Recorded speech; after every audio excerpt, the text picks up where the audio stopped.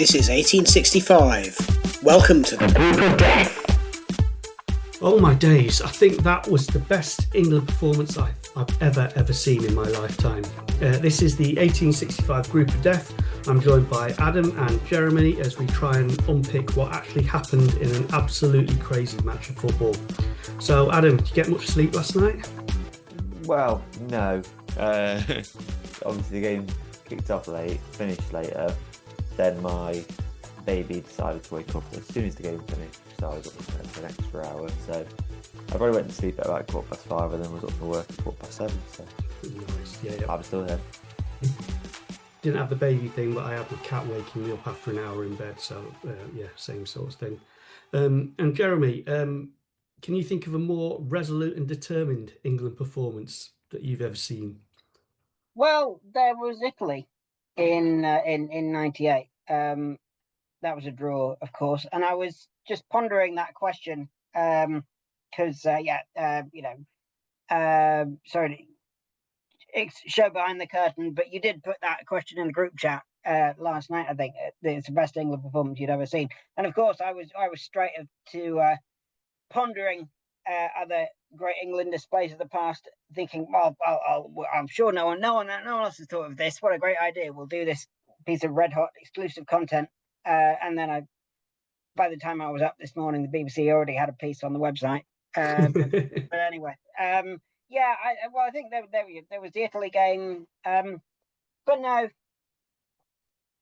I was, just the last ditch tackles. You think about, Terry, Ferdinand, and all of that. I mean, the golden generation. We're all old enough to remember what a letdown that was. But Spence throwing himself into that tackle, Stones, that one at the end, Bellingham, that one at the end of the first half. Yeah, and it's all, you can have all the skill and ability in the world, but it's that Custer's last stand stuff, to coin a cliche. But it's actually in Mexico, but you know what I mean. It's in America, so yeah. Sorry, I'm not terribly coherent today. You could probably, I'm sure I'm not the only one, but that's a very, very, very long-winded way of saying no. Yeah, so just moving on to last night's game then. So there were questions beforehand about the lineup. Thomas Tuchel seems to have settled on the spine of his side, but the real question was about who was going to play in the wide positions. And the answer there was Kwanzaa right back with Saka and Gordon on the wings. Adam, how did you feel about the lineup when that was announced? Yeah, I mean, I was hoping that Reece James would be fit. There was a couple of reports that he might be, just because he's obviously a natural right back. Kwanzaa, he obviously at Leverkusen, and obviously, he's been a decent centre half, but I think even when he was at Liverpool, it was just kind of looked at him and thought, like, he's a decent centre half. So playing him at right back was going to be a tall order. And I think he did well, actually. We'll talk about it later until what happened. But I think he actually did well on the night. And Gordon was man of the match for me. Well, alongside Jude, but I mean, Gordon was just outstanding. I felt I don't think they had any answer to him whatsoever. And it's nice that there's been a winger debate so far every game that no wingers really sort of stamped their sort of I'm going to have that position. That's mine. I'm locking that position down. None of them have done it yet. So it was nice to see that actually both Saka and Gordon, I think, have probably done that now going forward. Yeah, I don't think I've ever seen Gordon play like that, because it was not just his attacking play and like going out wide and putting the crosses in, but he was tracking back and making himself helping out O'Reilly at the back, and him and Jude were basically everywhere, weren't they, Jeremy? Yeah, he was amazing, and I've not seen much of him, and I think to be honest, being a bit of an armchair fan, the Croatia game, the Ghana game, were probably the first times I'd actually seen him play live. So I was not quite wondering what the fuss is about, but wasn't overwhelmed. So yeah, it was amazing, and I was just thinking about Chris Waddle. I know they're different because he's really fast, and Waddle was just had a funny run. But I was thinking, back to Sorry, another one for the younger listeners. Thinking back to Italia '90 and my formative World Cup years.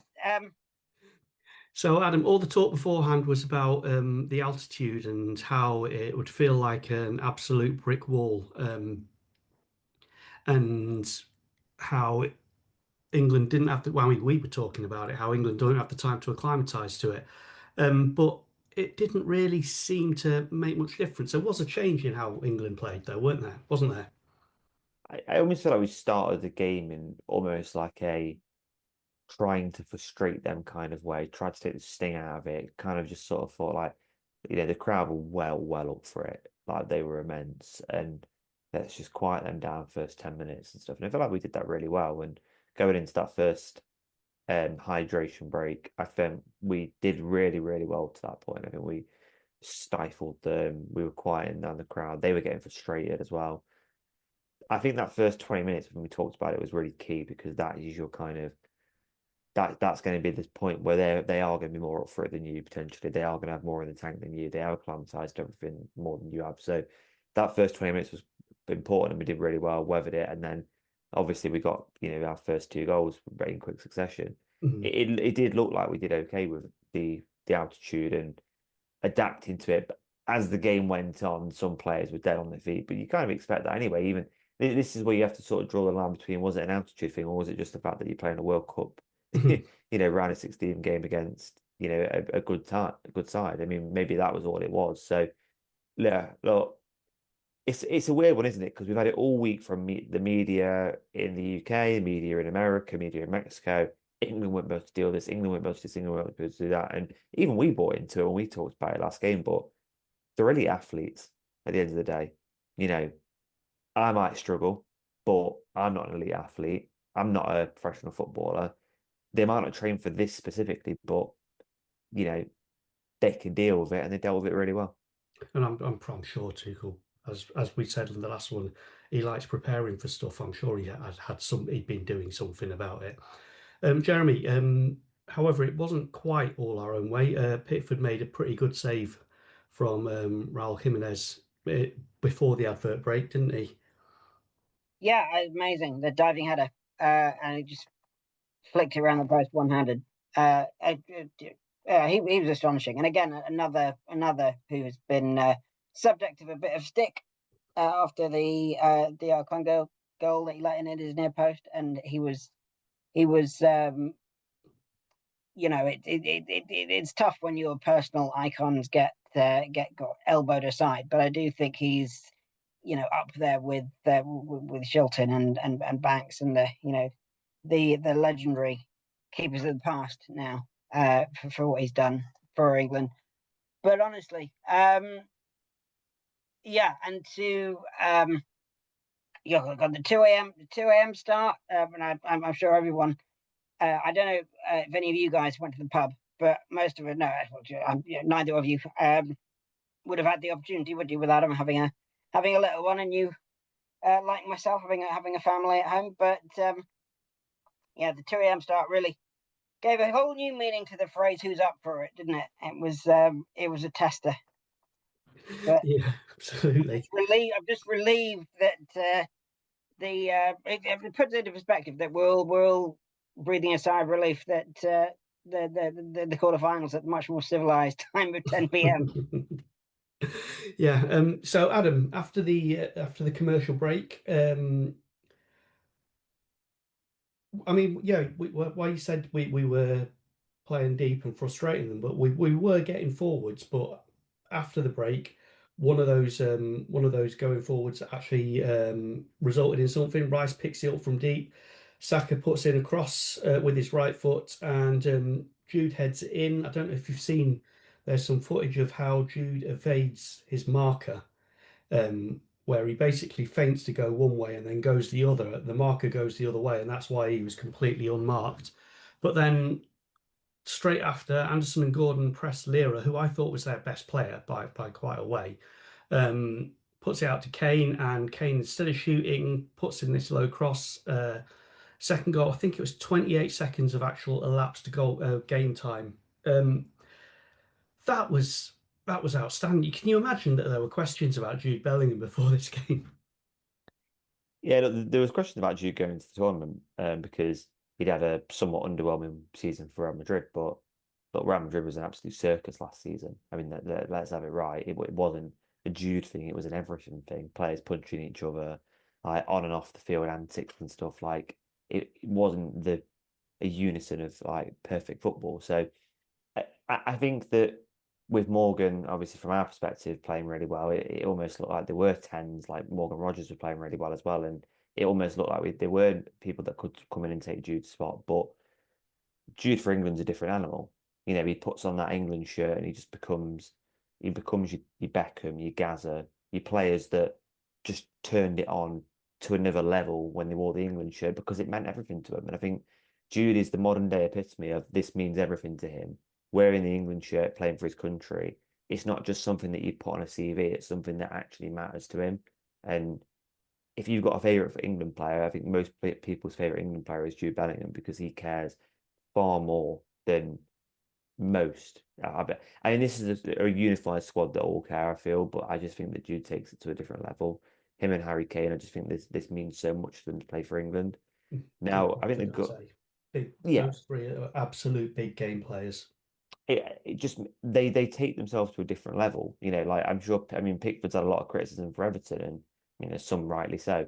Kane is completely adverse to criticism because he is the best striker in world football, and that's the way I see it.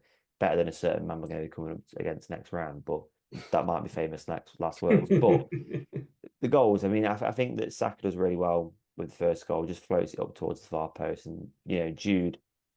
How many times do you see a player there run onto that and blaze it over the bar because they've tried to get on it too early or they've put a powered puff shot straight at the goalkeeper? Whereas he actually was really clever enough to go for the diving header. I think that was a good selection of shot. And the second one comes from Elliot Anderson, and that's not, you know, like obviously from the Forest perspective, now unfortunately not Forest perspective, but Can I just say his form's gone out of a cliff since he joined Man City?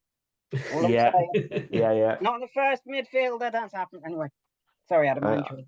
I've still got my Elliot Anderson for England shirt on. I'm not like, you know, but the way he wins the ball back, and it was almost like we didn't do the press for the first 25 minutes because, like I said, we were just sort of easing into the game. We scored the goal and it gave us the confidence to sort of engage the press.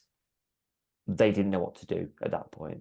Anderson did brilliantly. We got the ball out wide, and Kane, the amount of strikers that would just shoot in that position when it wasn't the best thing to do, and he squares it to Bellingham. It was just a fantastic all round.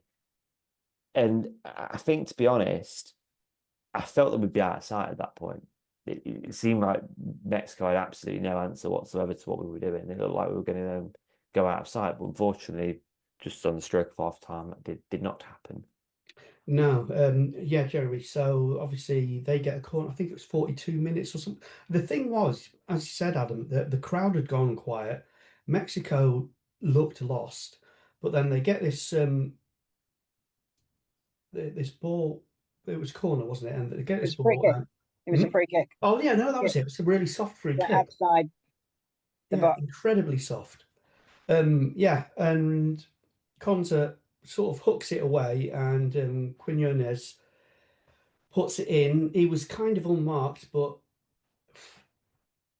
arguably you could say it was Jude that was supposed to be marking him there. Um, you put it down to him, Jeremy?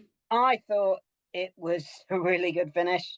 I think it was. I mean, he volleyed it. I think from close on the penalty spot. So I mean, I know they're professional footballers, and you shouldn't really be letting them shoot from anywhere. But I don't think it's. I don't think it's a sacking offence. Put it that way. I don't. I don't think he should be dropped for the next game necessarily. But I do. Yeah, the header the header was misplaced, and go all the way back to 66. God, 66 World Cup final. And you see what happens when someone misjudges a header. It just throws. It can throw everything. So no, I'm not. Like I said, I'm not dropping Bellingham.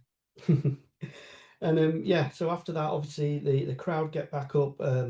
Mexico get a bit of belief in themselves. Pickford makes another save from Jimenez, and Bellingham actually, I think it was this time it was a corner, actually does realise that he's left his man and come back and make a last ditch block on, I think it was Cesar Montes, which took us to half time. So 2-1, not quite as rock solid as we wanted, but not too bad. This is 1865. Welcome to the Group of Death. So, as I said, the Mexico crowd were back on it. The team had a bit more belief about them, but the pivotal moment came about 5 or 6 minutes into the second half. So Kwanzaa goes in for this tackle. When it happened, I thought it was a really good tackle. He got the ball, but the Mexican bench were going absolutely bananas about it.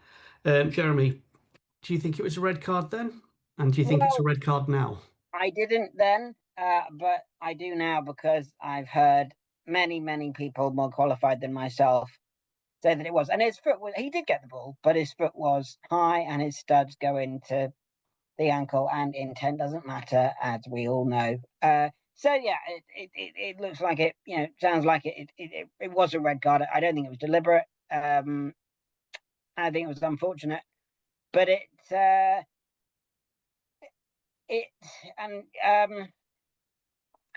showed, I think it showed VAR at its best. I mean, I said I wasn't what I was saying at the time, but that is, an illustration of what VAR can do when it's implemented correctly. And there wasn't a massive delay. I like the way the refs are explaining the calls. I know it's not a brand new thing, but it's a newish thing, just the last year or so, isn't it? I think that is really helpful in mollifying the crowd. I mean, you didn't need to mollify the Mexican crowd, obviously, because they were, I think, pretty pleased with the decision. But yeah, I think it was a red card. I think it was unfortunate in that it wasn't intentional. But as we hear on a weekly basis on Match of the Day, intent doesn't matter. But we didn't have that long to wait for the next twist and turn in this game. Saka sort of dropped in at right back to fill in for Kwanzaa. But then there's a long ball. Kane sort of controls it and then releases Anthony Gordon. And Adam, that one was no need for VAR with that one at all, was there? No, I mean the goalkeeper knows straight away as well. Like he almost like as soon as Gordon goes over him, he gets up and goes a bit like, oh, he's giving that. Yeah, no, so more penalty. Easy decision you're gonna make. I think you got both those decisions right. The red card was definitely a red card for me. I don't think there's any argument. Unfortunately, in the modern day football, you just can't do that. And I think it's silly to do that. And I think Kwanzaa will know. You don't think he really argued too much. I think he did know. And then the penalty, yeah, it's Stonewall penalty. And then Captain Kane steps up. And I did have a flashback of the France quarterfinal in Qatar. Don't get me wrong. I mean, they flashed that graphic on the screen, didn't they? Which showed the heat map of Harry Kane's last 10 penalties or whatever, and you had green, and then a little red dot at the side going off somewhere towards the corner of the box. And yes, that's France. Yeah. So anyway. But I did think that was the exception to the rule. I didn't, Kane is normally pretty reliable with those. So yeah, slightly at home, goalkeeper had absolutely no chance. And I think at that point, I did think to myself, do you know, if we had 11 men, I think this could be anything. I think this could be 4 or 5 because I just don't think they really couldn't. I don't think they really couldn't deal with us going forward. I think we really caused them a lot of issues. But going down to 10 at that point, it was just sort of like with 3-1, you've got 2 goals to defend and surely nothing else will happen for the rest of the game. We'll just see out a 3-1 win, won't we? So, and that's obviously what happened. Absolutely. Jeremy, I'll put it to you that but just before that though, I think that before the next incident, Stones comes on to replace Saka, who'd been, as I said, been playing at right back. So Konza goes across to right back. Now we have Stones and Gay in the middle, but obviously being a man down, Mexico feeling energetic about it. Ball's in our box. Kane goes to hook the ball away, and VAR again, and it's a penalty against him. Jeremy, I put it to you that it's exactly the same thing that happened to Modric. So if we're going to have that one, we can't complain about this one. Yeah, I mean, Modric kicked the guy in the knackers, didn't he? I didn't think. No, he just caught his foot. Oh, really? Good Spence, and he caught his It foot. looked right. Okay. Yeah. Again, VAR at its best in that it was an incident the ref hadn't seen, and it was bang to right. So yeah. Again, I think in days gone by, it wouldn't have been given. No one would have seen it. And there might be a lot of. I think what's nice for me about this is that for once England have won a game and you've not got anyone being able to say they didn't deserve it, they got X decision, we were robbed. England got away with one, because we didn't get away with anything last night, really. Red card, penalty, hitting the post, all the old classic England hard luck stuff. It all it was a combination of all the things that have gone wrong for England in past World Cups, and they all happened in the one game last night, and they still won. So yeah, I don't think you could argue with the penalty again. I think slight element of misfortune, but the correct decision was reached at the end of the day, even if I was sick as a parrot. And then one final commercial break, and Thomas Tuchel switches to a back five. Big Dan Burn, Jedward Spence come on, replacing Anderson and O'Reilly. Tuchel's basically saying, we've all played against a Sean Dyche side. We're used to these high crosses. Try your best. Adam, I thought that was just tactically, it was an outstanding move from him. Yeah, I mean, we could talk about like being a master tactician, playing certain ways of football, but sometimes you just need to put a 6'5" centre half on and just defend your box. It's as simple as that, really. And I think I saw a stat that Dan Burn had 8 clearances and I think it was the second most for an England player in the 90 minutes. And I think he only played for 10, 15, not very long. So yeah, you just got to defend at that point. I think that going back to the penalty very quickly, I just have a different opinion. I just don't think it was a penalty. I think it's a genuine attempt to play the ball. I know that doesn't matter anymore because it's just, but the referee doesn't give it. And I think that if the referee hasn't given it, then it's not clear enough. I don't think it's a clear and obvious error, so it shouldn't be overturned. So if the rule is clear and obvious error, then why has it been overturned? It's probably my only thought.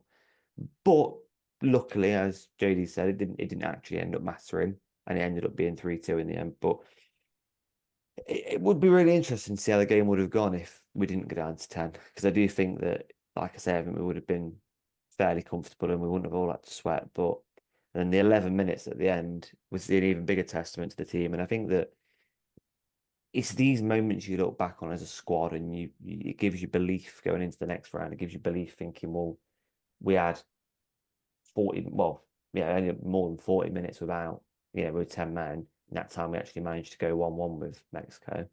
And we had 11 minutes added on at the end and we still managed to not concede. So I don't really think they had anything. I don't really think they had any clear-cut chances, really. They had a couple of flash points and stuff, but I think we limited them to quite a lot, even with 10. So fantastic defensive performance. And I've not said that yet this tournament about England, saying fantastic defensive performance, but it really was at the end. And I think that that's very, very encouraging, considering the next round you're going against someone that you're going to have to be brilliant defensively against.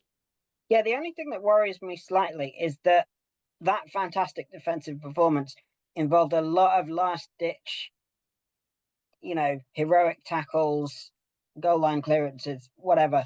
And I think I'm not trying to out-coach Thomas Tuchel, but I think if you are getting to the stage where you have to make those last-ditch heroic interceptions, then something's gone wrong further up the line. So that I would disagree with you there. I think Tuchel set us out to do that.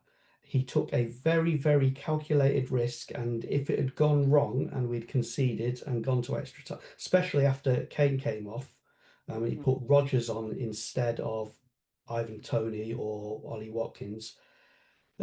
Kane was dead on his feet by the end, but putting Rodgers on says to me that Tuchel was saying we are not going to concede here, and the way we set up in that like 5-3-1 kind of formation was basically we're going to block. We've got 6 guys right in the center in front of the goal. So if you want to come at us, you're going to have to come around the sides, and we'll just do that. We'll just put in the challenges no matter what, because you can't come through the center. And it was a risk doing it that way. But as I said, all those players have played against the Sean Dyche side, so they know how to deal with that kind of thing. And yeah, the resolve and the belief in the players, it just shone through. So yeah, I think that's, as I said, that's one of the most immense performances I've seen from England, finishing 3-2. Yeah, I see where you're coming from, but I just feel that if you're having to make those, like the Spence tackle, and clearance in the same movement almost, you are, bearing in mind what happened with Quansah, you are taking a risk. And I just, worry that against better teams, better strikers, that's. But I see. I take your point about the context and the situation. So yeah. Yeah, I mean that's part of the point. It was against a team that had one decent winger who'd gone off and a championship striker. So it was a calculated risk, but Adam, yeah, that's what Thomas Tuchel was hired for, isn't it? He's supposed to be the one that can do the things that Gareth Southgate couldn't, that would just take us over the line that little bit. Yeah, absolutely. Just for those benefit of people that are watching and can see it as JD, I thought you were a Batman villain then, mate. Like you all went dark and No, like with the delivery, and my wife just shut me in the door. I didn't know there was somebody at the door, but I just thought she got sick of the sound of my voice. But it turns out we've got delivery, and so she didn't want me to be disturbed. Isn't that lovely? Bless you. No, I think when it comes to, I get what you're saying about the defending. I think that also you've got to consider we had a player less. So in any scenario, there's always a slight overload in the box, or there's always a slight, like there is always going to be a little bit of that kind of. There'll be a bigger gap. There'll be a 10% bigger gap there, and it creates a bit more space for a Mexico player to run into. And it also at the end they kind of they took off their holding midfielder. They chucked another attacker on, so they just kind of went all out at the end. They were going to have a few odd chances. There were going to be some gaps because we just wouldn't be able to, deal with that. That's not going to be every game. You're not going to have 5 attackers on the field against anyone unless they're chucking it right at you right at the end. So I wouldn't be overly concerned about that. I'd be more concerned about the goal we conceded, which I think I'm being really harsh to Conte. I just think that you need to clear that. Yeah, it just doesn't get enough on it. And I think you've just got to get rid of that. And that is really harsh and it is really nitpicky, but I just, at the time, that was my fault, and it sort of still is now. I've watched the highlights again today just to sort of make sure that it wasn't a fever dream that I had at 3 o'clock in the morning about what actually happened, just to reconfirm that the goals that I thought happened did happen. Yeah, look, we'll talk about obviously the next game. I'm sure that's the next part of the pod, but with Norway, I don't think they look. There's definitely questions about their holding defensively and their back four. I think we can really get at Norway. I think we can really cause them a lot of problems. The catalyst to that game is going to be Erling Haaland. And if you defend the way you did against Mexico with a 35-year-old Raul Jimenez up top against Haaland, he's going to punish you. And you are going to concede goals. So we do need to be better. But right at the end of the last half an hour, including the 11 minutes added time, we did enough, and we defended resolutely, and we played with a lot of sort of passion. So that's all you can really ask for as an England fan, I suppose. This is 1865. Welcome to the Group of Death. Yeah, Jeremy, to some extent, Erling Haaland doesn't scare me because I've seen Murillo and Milenkovic just keep him completely at bay. It does, obviously, these are different players and different defenders, but if they can show that sort of resolve, like the game against Brazil, there was a point where obviously Haaland versus Gabriel was hyped up as the big showdown, and Gabriel let him turn on him, and he fell over. We can't be doing any of that, can we? No. But it takes me back to the time England played Wales a few years ago when Wales were going through a good spell, and I say this as a proud half Welshman, when Giggs and Bellamy and Hartson were in the team, and the newspapers were full of speculation as to what the Welsh forwards could do to our defence, and I want to say Peter Crouch, but he wasn't in the media at that point. But somebody of that ilk pointed out that no one's talking about what our attack could do to them. So I do think, yes, if we give Haaland the kind of chances we gave Raul Jimenez, then we could be looking at a very different result. But at the same time, it's a week away. We've got time to get people fit, and they are probably. I'm sure. Norwegian supporters, if you ask them, will express similar trepidation about facing Kane, Bellingham, Saka, Gordon, Rashford.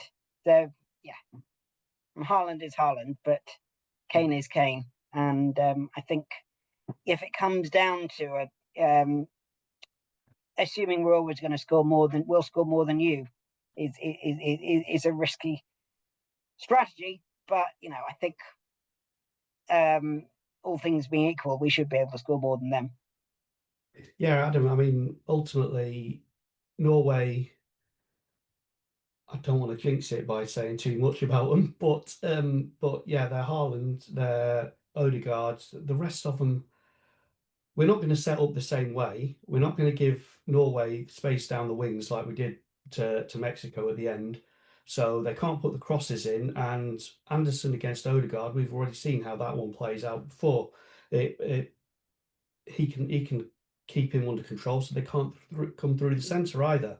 And then we've got Saka, we've got Gordon on fire, we've got Rashford to come off, we've got Harry Kane, we've got Jude Bellingham.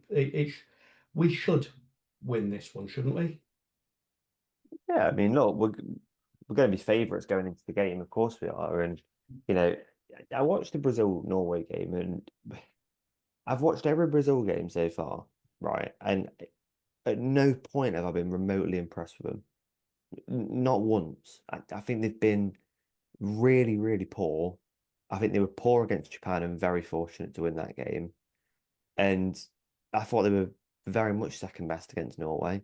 I think the penalty was incredibly harsh because I do think Aya plays the ball at least first, and then when they've boasted about these balls having technology and where they'll know if it's had a touch from a player or whatever. Well, the camera angle showed there was a touch from a player and it didn't make a blind bit of difference. So justice was done there, I suppose. And obviously, Nyland did play well in goal for Norway. But look, we're talking about a team that, whilst it has one of the best strikers in the world, is far from complete. Defensively, they are very, very average and probably a very similar level to Mexico when it comes to defense. Obviously, Reyerson at Dortmund is the fullback I quite like. Christopher Aya is in and out of the Brentford team. I don't think that you should be looking at that team worried at all about breaking them down, scoring goals. Going forward, yeah, they've got the threat. They've got Odegaard, Haaland, Antonio Nusa, the winger, who I really like. I think he's had a good tournament as well. You've got problems in that team, but you've got enough to overcome it, and you should be beating them, simply put. And to be honest with you, I would have taken Norway or Brazil because I think we would have beat either of them. I don't think that Brazil are. When you hear the name Brazil, it's like, oh, the 5-time World Cup winners, and Brazil are this great team. They're not. They're simply not. They're a team in transition. Or other than Vinicius Junior, they're not a team that really should strike any fear into you from an international perspective. And Norway beat them 2-0, and I think Norway were the better side. So that should tell you everything it needs to know at the minute about where England will see this game and potentially set up a mouth-watering tie with Argentina, which would be pretty special. But look, we're not getting carried away. Yeah. I'm hoping it's not. I'm hoping that we can beat Norway and we can play someone like Colombia, Egypt potentially rather than Argentina. But we'll see. We're not getting carried away. It's one game at a time. Yeah. Jeremy, I do have. Norway. Sorry, Baz. Oh, no, go ahead. England Norway was the start of a proud tradition of mine of missing significant moments in international football. Because I was at Wembley in '92 when they came. It was a World Cup qualifier, and it was a 1-1 draw. And there was a very famous equaliser by Keto Rekdal. It was kind of a volley from 25 yards, and it was the old Wembley. And I was in a restricted view seat. There was a pillar in front of me. I didn't see it. I just saw the net suddenly burst with no idea of what had happened. And then subsequently, I missed a scorpion kick because I was at the bar ordering a drink, thinking it was fairly safe time to take my eye off the match. And then I heard this massive cheer, turned around and watched the replay. I then, this is shameful, but I turned off the England, the game when Bellingham scored the overhead kick. With the seconds to go in disgust, and then I heard my son screaming to his lungs 2 floors up on the other telly where he was watching, and then as I think I mentioned the other day, I missed the entirety of the DR Congo match because I was on a train, struggling to follow it on intermittent BBC Thameslink Wi-Fi. So yeah, I'm not sure what that. I can't work out if I'm a lucky omen or not. For me, not what. So I might just skip the Norway game completely, just out of patriotic duty. I do have one slight concern after last night, which is Adam. We've got a number of yellow cards now, and they don't get rescinded till the semi-finals. So there's and obviously Kwanzaa's going to be missing it. Do we appeal to Gianni Infantino and get them all overturned? Oh, look at that for a segue. I mean, yeah. I mean, this is the thing, though, isn't it? Is Kwanzaa going to play next game? Who knows? It's one rule for one rule for the other. Florian Balogun gets rightly sent off for America and then can play against Belgium. So, look, I don't want to go on a massive rant here. It's completely farcical. It's completely farcical. There is no scenario in which you're not punished for getting sent off. The other cards, whatever it might be, the disciplinary rules are there and they're there for a reason. I think what's happened with the USA is a joke, to be honest. It's competitively unfair against Belgium. I sincerely hope they get beat with Balogun playing. If it was me and I was Pochettino, I wouldn't play Balogun. Regardless of the situation, I wouldn't play him because if he plays and scores, for example, and they win, there's always going to be asterisks on that game, isn't there? Because he shouldn't have been playing. So, and obviously France are, they put a query in about the Elise yellow card, haven't they? So you shouldn't be able to do it. Ultimately, there's too much power in. There's too much retrospective action wanting to be taken by these nations in a tournament. Oh, that yellow card probably shouldn't have been. Or that red card probably shouldn't have been. I completely understand that, but mistakes are going to happen. But I just want to point out that the red card for Balogun was a red card. I don't understand how there's no argument. It was like at the time I thought it was really harsh because, and I've said on here before, he plants his foot. He's really unlucky, but ultimately he plants his foot into a different player's ankle. Stood showing, so it's a red card, and it's baffling. And if I'm being completely honest, there's something about this tournament that just doesn't sit right with me in terms of the rules just being one rule for one rule for another. If Jordan had that red card, would it have been rescinded? Well, I'm thinking as well, if like the technical reason for it being rescinded was they had to use slow motion video to see to decide on the offence, and I'm like, well, then Kwanzaa should be allowed to play because we all thought that was a perfectly fair challenge in real time. It's only when you look at it back that you think, oh right, his leg's high and it could be dangerous. But never show it in slow motion then. because it's in slow motion, it's slowed down, and it looks worse from every single angle in every VAR use in world football and club football. So if you don't want that to be a case, then just don't show it like that. Show it in real time and real time only. And when you look at the review for it, don't slow it down frame by frame and pick out where his boots hit the ankle, because everything looks worse in slow-mo. Everything, of course it does. But the referees are going by the letter of the law, and I don't agree with every decision that's been made this tournament. I think there's been some absolute howlers, and I think VAR again has shown itself to be ineffective and just have numerous flaws to it. So in terms of yellow cards and red cards for England, to your question, do we need to worry? Because maybe we can just argue them. Maybe we can just say, oh, it shouldn't have been a yellow card or it shouldn't have been a red card. And then it just becomes pedantic and silly and political. And unfortunately, that's not what any of us want football to be. It really is it. No, not at all. It's on the end of the Eurovision Song Contest.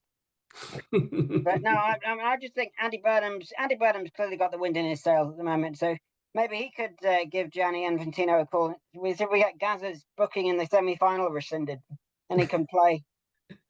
Then again, and Gazza's tears would never have happened anyway. But yeah. Yes, I think Zidane's red card's next on the list. If they get Elise's overturned, they'll be trying to see if they can overturn Zidane's, just so that his career isn't tarnished. So I think we'll best leave it there.